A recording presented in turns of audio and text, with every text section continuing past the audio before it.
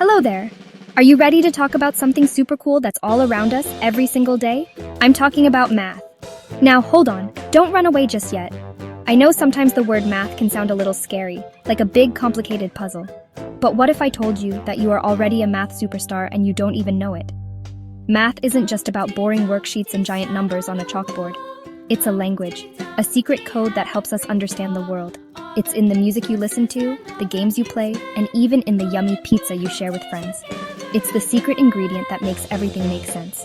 Think of math as your very own superpower. It helps you figure things out, from simple questions like, do I have enough money to buy that video game? To bigger ones like, how long will it take to get to my friend's house? Every time you count your toys, share cookies equally, or figure out the score in a game, you are using math. It's the tool that helps us build amazing things, like skyscrapers and roller coasters. It helps doctors understand medicine and helps chefs create the most delicious recipes. So you see, math is not just for school, it's for life, and it can be incredibly fun and powerful once you get to know it. So why is learning this language of numbers so important? Because it makes you smarter and more confident. When you understand math, you become a better problem solver. You learn to look at a challenge, break it down into smaller pieces, and figure out a solution step by step. This skill is amazing for everything, not just for your math homework. It helps you make better decisions, organize your thoughts, and see the world in a clearer, more logical way. It's like having a special pair of glasses that lets you see the hidden patterns and connections in everything around you. It's a skill that will help you succeed no matter what you want to be when you grow up. In this guide, we're going to go on an adventure together. We will explore the amazing world of numbers, one simple idea at a time. We'll start with the very basics, like counting, and work our way up to some really neat tricks. I promise to make it easy, clear, and totally fun.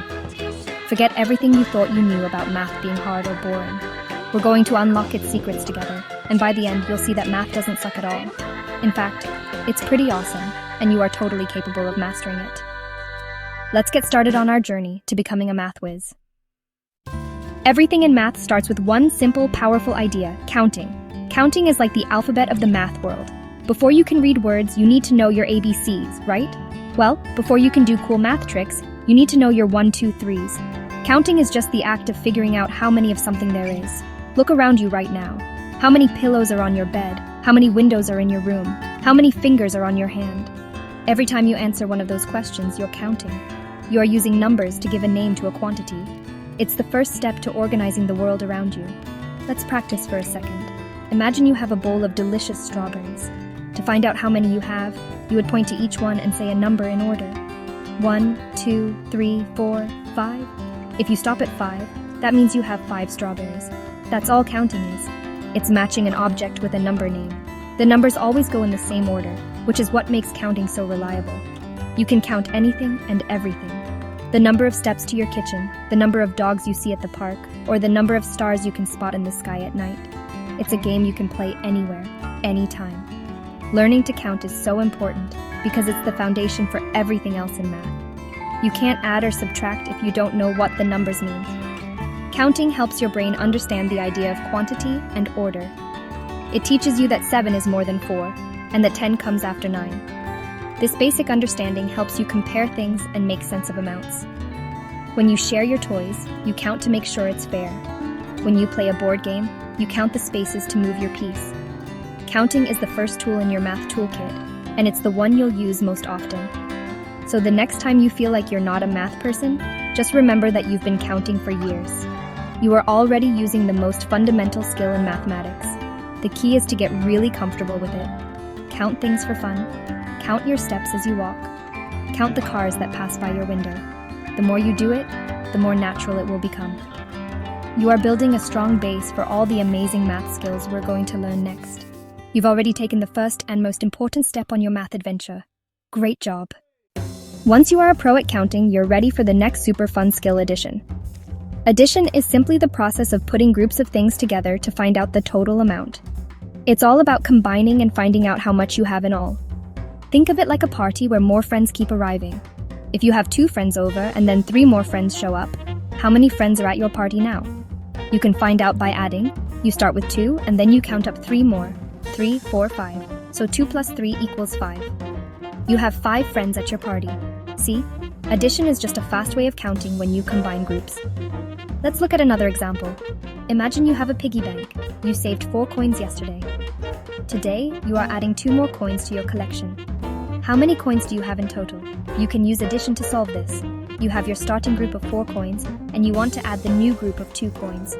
So, you're solving 4 plus 2. You can hold up 4 fingers and then hold up 2 more fingers. Now, count all the fingers you have up. 1, 2, 3, 4, 5, 6. You have 6 coins. The plus sign is our special symbol that tells us to add things together. It's like a magic wand that brings numbers together. Addition is everywhere in your daily life, and you probably use it all the time without even thinking about it. When you're playing a game and you get 10 points and then 5 more points, you add them together to find your new score. 10 plus 5 equals 15.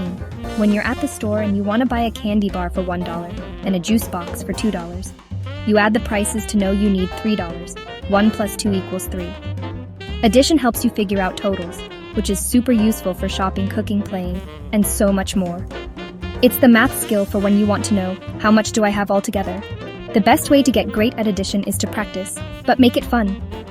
Use your toys, snacks, or crayons. Set up 2 small groups of Lego bricks and then push them together to find the total. If you have 3 blue bricks and you add 4 red bricks, how many do you have in all? Count them up to find the answer, 7. The more you see addition in the world around you, the easier it will become.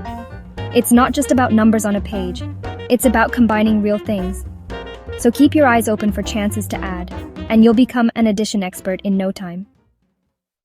Now that we know how to put things together with addition, let's learn how to do the opposite. Take things away. This is called subtraction, and it's just as important. Subtraction is what you use when you want to find out how much is left after some of it is gone. It also helps you find the difference between 2 numbers. If addition is about getting more, subtraction is about having less. Imagine you have a plate with 8 delicious cookies. But oh no, your little brother comes by and eats 3 of them. How many cookies do you have left? This is a job for subtraction. You started with 8 and you take away 3. To figure this out, you can count backward. Start at 8 and count back 3 numbers. 7, 6, 5. You have 5 cookies left. The math problem looks like this. 8 minus 3 equals 5. The minus sign is the symbol for subtraction. It tells you to take a number away from another number. Subtraction is perfect for situations where things are being used up, taken, or lost. It's the skill that answers the question, what's remaining? It helps you understand what happens when a quantity gets smaller, which happens all the time in real life. It's like the rewind button for numbers. You use subtraction more often than you think. Let's say you have $10 of allowance money, and you spend $4 on a new comic book. How much money do you have left? You need to subtract. You start with 10 and take away 4. You can count on your fingers, hold up 10 fingers, then put 4 of them down. How many are still up? 6. So 10 minus 4 equals 6. You have $6 left. Subtraction also helps you compare things. If your friend has 7 stickers and you have 4, subtraction can tell you how many more stickers your friend has. 7 minus 4 equals 3. Your friend has 3 more stickers than you. Just like with addition, the best way to master subtraction is to see it in action. Play with your food. Don't worry, I won't tell. If you have a bunch of 10 grapes on your plate and you eat 2, how many are left? 8. If you have a tower of 15 building blocks and 5 of them fall down, how many are still standing?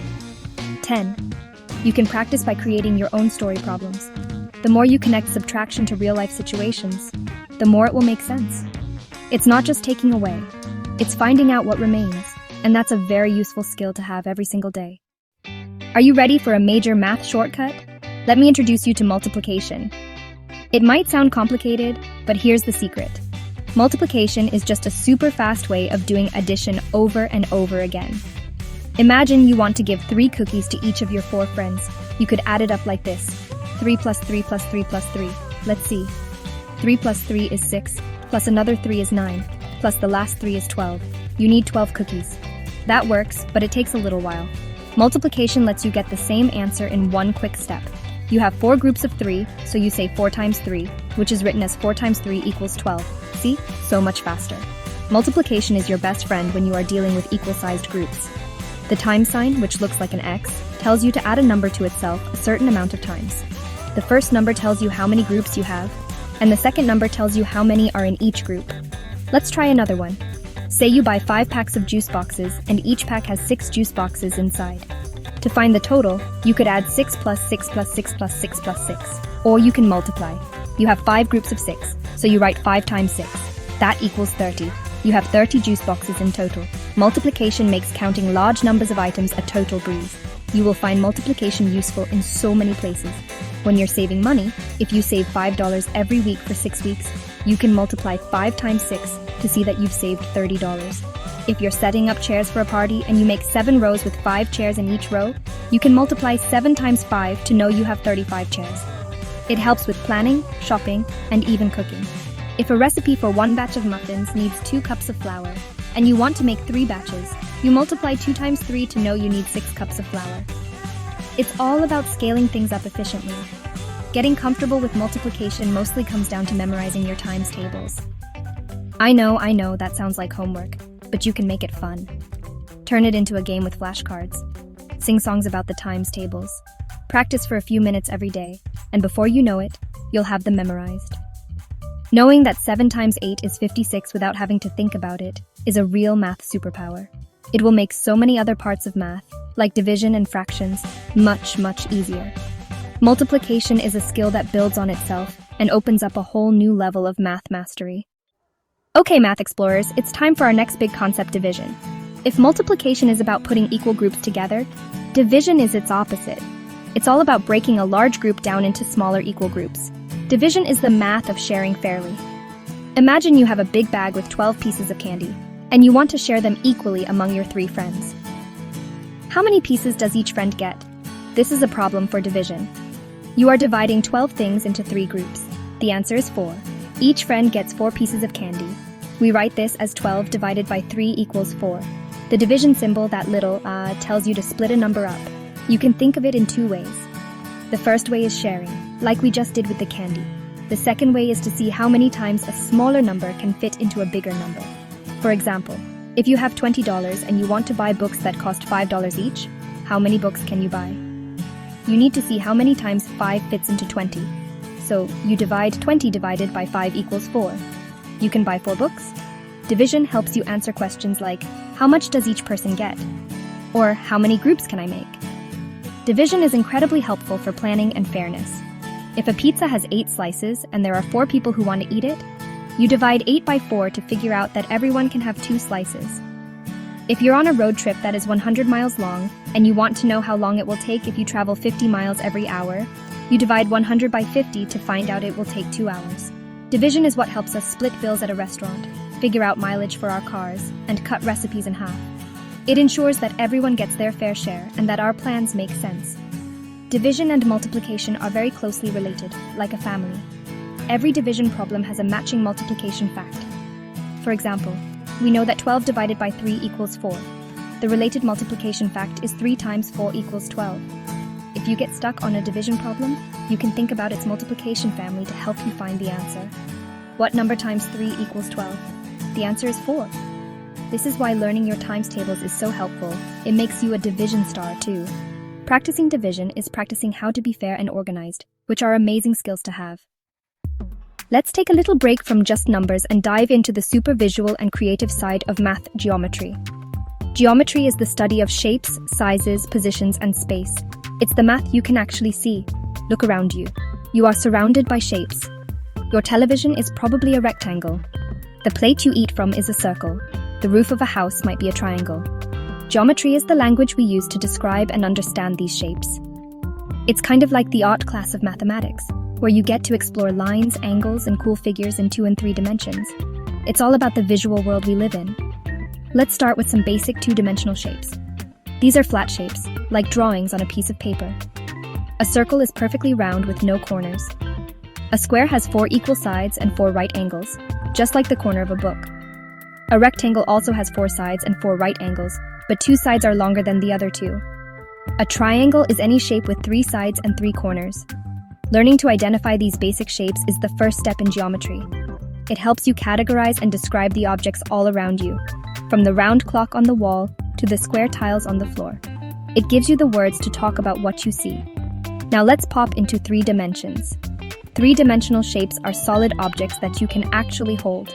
They have length, width, and height. A cube is a 3-dimensional shape with 6 square faces, kind of like a dice. A sphere is a perfectly round ball, like a basketball. A pyramid has a flat base, often a square, and triangular sides that meet at a point on top, just like the famous pyramids in Egypt. Understanding three-dimensional shapes is important for understanding the real world. It helps us know how things are built, how they fit together, and how much space they take up. It's the math behind architecture, design, and even packing a lunchbox efficiently. Geometry is not just about naming shapes. It's about understanding their properties and how they relate to each other. It helps you develop spatial reasoning, which is your ability to think about objects in 3 dimensions and visualize them from different angles. This skill is super helpful for everything from reading a map to playing video games to rearranging the furniture in your room. You can practice geometry by drawing shapes, building with blocks, or going on a shape hunt around your house or neighborhood. Geometry shows us that math isn't just about what you can calculate, but also about what you can see and create. Have you ever noticed that some things repeat in a predictable way? Like the stripes on a shirt, blue, white, or the chorus of your favorite song. These are called patterns, and they are a huge part of math. Math is often called the science of patterns.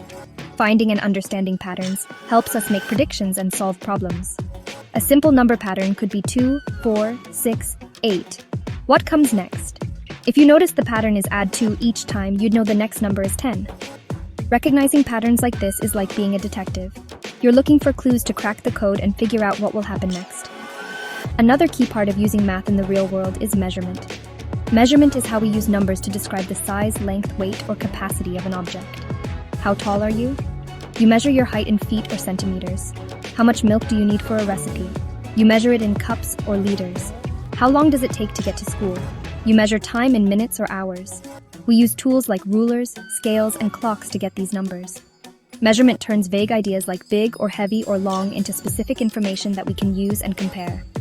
It makes our world precise. Patterns and measurements work together all the time.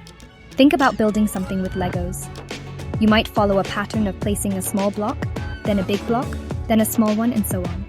You also use measurement to make sure your creation is the right size and that all the pieces fit together perfectly. When you're baking, you follow a recipe, which is a set of measurements, to create a delicious pattern of flavors. Patterns help us predict, and measurements help us be accurate. Together, they allow us to build, create, and make sense of things in a structured way. You can sharpen these skills every day. Look for patterns everywhere. In nature, like the petals on a flower, or in buildings, like the arrangement of windows. Practice measuring things around your house. How long is your bed? How much water can your favorite cup hold? The more you interact with these concepts, the more you'll train your brain to think like a mathematician. You'll start to see the hidden order and structure in everything. This isn't just about school. It's about understanding the fundamental rules that govern how the world works, from the smallest snowflake to the biggest building. We've been on quite a journey, haven't we? We started with simple counting and traveled all the way through adding, subtracting, multiplying, dividing, and even exploring shapes and patterns. You have learned about the essential building blocks of math. The most important thing to remember is that learning math is a process, and it's okay to make mistakes. In fact, mistakes are great. They are opportunities to learn. Every time you get a problem wrong and figure out why, your brain actually grows stronger. So don't be afraid to try, even if you're not sure you'll get it right the first time. Confidence comes from trying, not from being perfect. One of the best tips for becoming a math whiz is to make math a part of your everyday life. Don't just leave it in the classroom, talk about it. When you're at the grocery store, estimate the total cost of your items. When you're cooking, double a recipe and figure out the new measurements.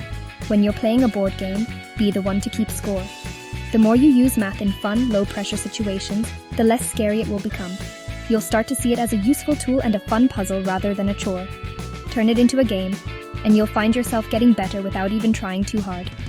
If you ever get stuck on a problem, don't give up. There are a few things you can do. First, read the problem again, slowly. Sometimes we just miss a key detail.